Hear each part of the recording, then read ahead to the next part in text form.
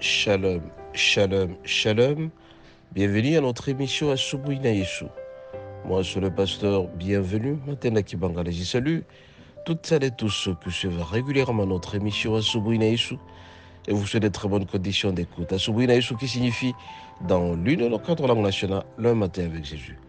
Bien-aimés, ce matin, notre thème s'intitule Vous devez vivre libre en Jésus. Vous devez vivre libre en Jésus. Mais cela étant bien aimé, comme nous sommes au début de la semaine, nous rappelons toujours les trois devises de notre émission Asubuhi na Yesu. La première devise, bien aimé, c'est investir dans l'œuvre de Dieu. La deuxième devise, c'est honore ton père et ta mère. Et la troisième devise, assister le veuve, les orphelins, être généreux.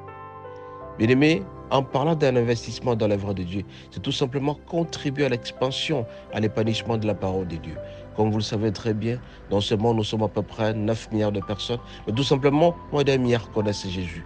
Nous avons donc l'obligation, bien aimé, de nous impliquer incessamment à travers l'évangile, à évangéliser, à nous investir.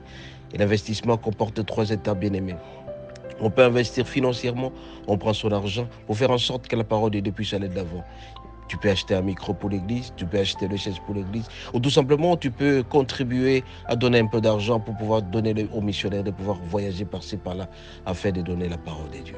Deuxième élément bien aimé, c'est honore ton père et ta mère. Est-ce que tu as le temps d'honorer ton père et ta mère? Si tu honores ton père et ta mère, bien aimé, je dis un commandement qui t'a sorti des promesses, c'est-à-dire que tu feras longtemps sur la terre. Raison pour laquelle, bien aimé, nous avons l'obligation d'aimer nos parents.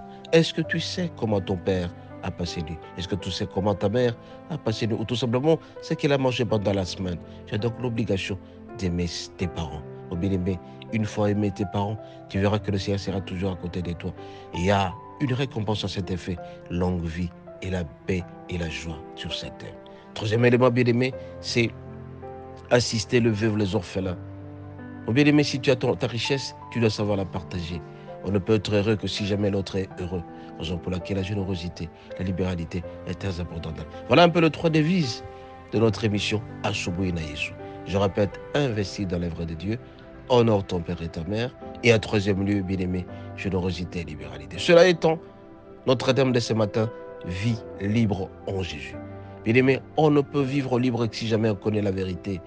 Tu connaîtras la vérité, c'est une conséquence de la grâce.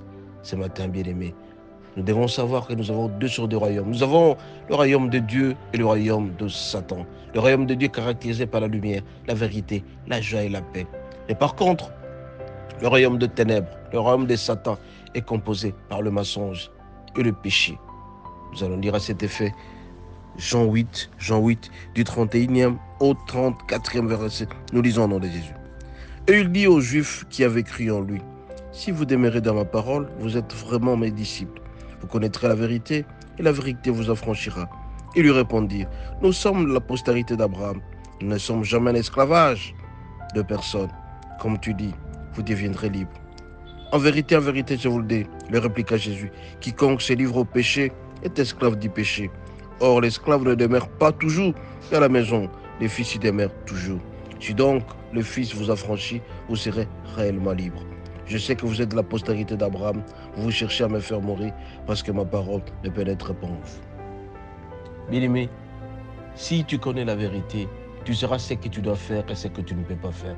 Et si tu es disciple de Jésus, tu sauras faire ce qu'il faut. Et quand tu appartiens du royaume ou dans le royaume du diable, tu seras appelé à commettre du péché à tout moment. La commission du péché, bien-aimé, nous crée la séparation d'entre nous et notre Dieu. C'est la désobéissance. Et quand on commet le péché, c'est la mort qui surgit. Et la mort a plusieurs conséquences, bien-aimé. C'est la malédiction, c'est la maladie, c'est la pauvreté. Tu veux éviter tout ça? Suis le royaume de la lumière. La lumière, c'est auprès de Jésus. La lumière, c'est quand tu connais la vérité. La vérité, c'est quand tu as le temps d'écouter la parole de Dieu.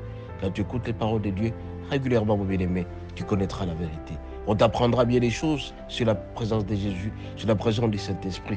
Tu connaîtras la vérité, tu seras un disciple. Un disciple, c'est celui qui suit avec une certaine discipline. Un suiveur de Jésus avec discipline. Vous connaîtrez la vérité et la vérité vous affranchira. Vous connaîtrez la vérité et la vérité vous rendra libre. C'est quand tu connais la vérité, mon bien-aimé, c'est à ce moment-là que tu es libre.